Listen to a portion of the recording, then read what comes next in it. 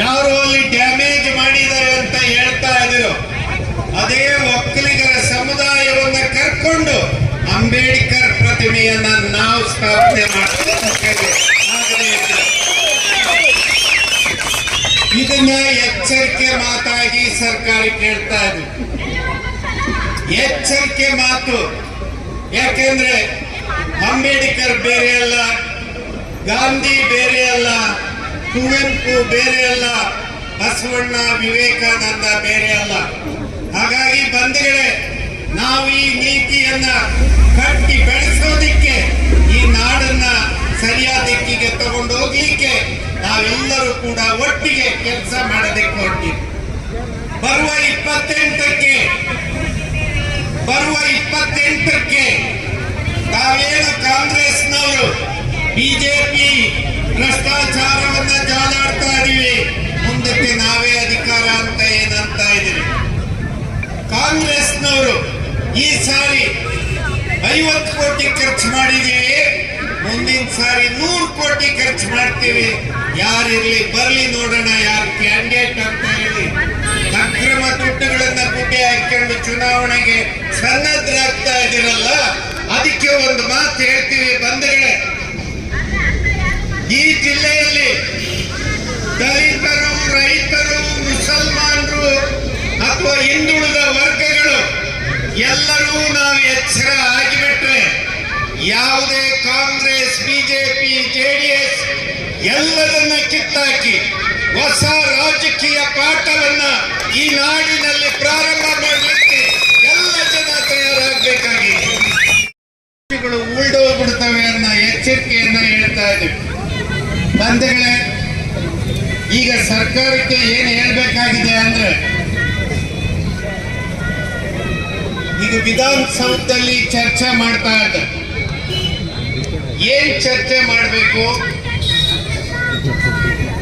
ರೈತರ ಬದುಕು ಹೆಂಗಾಗಿದೆ, ಬಿತ್ತನೆ ಸರಿಯಾಗಿದೆಯಾ, ಗೊಬ್ಬರ ಸರಿಯಾಗಿದೆಯಾ, ಅಥವಾ ನಾಳೆ ಕಟಾವು ಆದ್ರೆ ಅದಕ್ಕೆ ಯೋಗ್ಯವಾದಂತ ಬೆಲೆ ಕೊಡ್ಲಿಕ್ಕೆ ಸರ್ಕಾರದ ಹತ್ರ ರೊಕ್ಕ ಇದೆಯಾ, ರೊಕ್ಕ ಇಲ್ದಿದ್ರೆ ಏನ್ ತಯಾರಿ ಮಾಡ್ಕೋಬೇಕು, ದೀನ ದಲಿತರಿಗೆ ನ್ಯಾಯ ಸಿಗ್ತಾ ಇದೆಯಾ, ಎಲ್ಲಿ ದೌರ್ಜನ್ಯ ನಡೀತಾ ಇದೆ, ಆರ್ಥಿಕ ಸಮಾನತೆ ಸರಿಯಾಗಿ ಆಗ್ತಾ ಇದೆಯಾ ಇಲ್ವಾ, ಇದು ಬಹಳ ಮುಖ್ಯವಾಗಿ ಚರ್ಚೆ ಆಗ್ಬೇಕಾಗಿರೋ ಸಬ್ಜೆಕ್ಟು.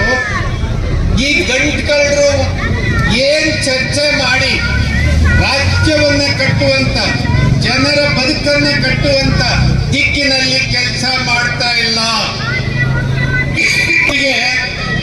ಧರ್ಮಸ್ಥಳ ಆದ್ರೆ ಪರ ವಿರುದ್ಧ, ಇಲ್ಲಿ ಯಾರೋ ಕಾಂಗ್ರೆಸ್ನವ್ರ ಪರ, ಬಿಜೆಪಿಯವರ ವಿರುದ್ಧ.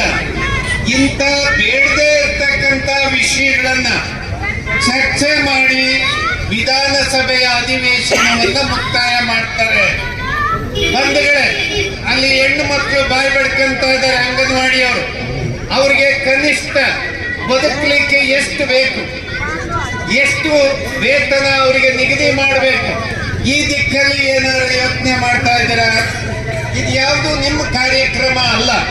ನೀವು ಮಾತಾಡೋದೇನೋ ಮೆಟ್ರೋ ಟ್ರೈನ್ ಹೋಗ್ತಾ ಇದೆ, ಅಲ್ಲಿ ಯಾರ್ಯಾರ್ದು ಜಮೀನ್ ಇದೆ, ಎಲ್ಲಿಗೆ ಮೆಟ್ರೋ ಸ್ಟೇಷನ್ ಬೇಕು, ಯಾರ್ಯಾರು ಬಿಜೆಪಿ ಅವ್ರದ್ದೈತೆ ಅವ್ರ ಸರ್ಕಾರದಲ್ಲಿ ಮೆಟ್ರೋ ಸ್ಟೇಷನ್ಗಳು ಮಾಡ್ತಾರೆ, ಕಾಂಗ್ರೆಸ್ನವ್ರು ಯಾರ್ಯಾರು ಇದ್ದಾರೆ ಅವರು ಮೆಟ್ರೋ ಸ್ಟೇಷನ್ಗಳು ಮಾಡ್ಕೊಳ್ತಾರೆ. ಇದು ಗಂಭೀರವಾದ ವಿಷಯನೇನ್ರಿ? ಇದು ಮಾನ ಮರ್ಯಾದೆ ಬಿಟ್ಟಂತ ರಾಜಕೀಯ ಪಕ್ಷಗಳು ನಡ್ಕೊಳ್ಳುವಂತ ರೀತಿ. ಇದೆಲ್ಲ ರಾಜಕೀಯ ನಡವಳಿಕೆಗಳು. ಕರ್ನಾಟಕದಲ್ಲಿ ರಾಜಕೀಯ ನೀತಿ ಮಾರ್ಗ ಎಲ್ಲ ಅಧಃಪತನ ಆಗಿದೆ. ಕರ್ನಾಟಕದಲ್ಲಿ ಯಾವತ್ತ ಕುಮಾರಸ್ವಾಮಿ, ಯಡಿಯೂರಪ್ಪ ಹೊಂದಾಣಿಕೆ ಸರ್ಕಾರ ಮಾಡಿದ್ರು, ಅವತ್ತ ರಾಜ್ಯದ ಎಲ್ಲ ಸಿದ್ಧಾಂತಗಳು ಅಧಃಪತನ. ಇದನ್ನ ಸರಿ ಮಾಡ್ತೀವಿ ಅಂತ ಹೇಳಿ ಅಧಿಕಾರಕ್ಕೆ ಬಂದ್ರಲ್ಲ ಮಾನ್ಯ ಸಿದ್ದರಾಮಯ್ಯನವರು. ಆದ್ರೆ ನಿಮ್ಮಿಂದ ಏನಾರು ಸರಿ ಮಾಡಕ್ಕಾಗಿದೆಯಾ? ಖಂಡಿತ ಆಗಿಲ್ಲ. ನೀವು ಮಾಡ್ತಾ ಇರೋದು ಅವ್ರು ಮೀರಿಸಿದಂತ ಅನಾಚಾರಗಳನ್ನೇ ಮುಂದುವರಿಸ್ತಾ ಇದ್ದಾರೆ ಹೊರತು ಸರಿಯಾದಂತ ಮಾರ್ಗದಲ್ಲಿ ರಾಜ್ಯವನ್ನ ತಗೊಂಡೋಗೋ ಕೆಲಸವನ್ನ ಮಾಡ್ತಾ ಇಲ್ಲ ಮಾನ್ಯ ಸಿದ್ದರಾಮಯ್ಯನವರು. ಈಗ ಆಗಬೇಕಾಗಿರ್ತಕ್ಕಂಥದ್ದು ಮುಖ್ಯವಾಗಿ ಬಂಧುಗಳೇ,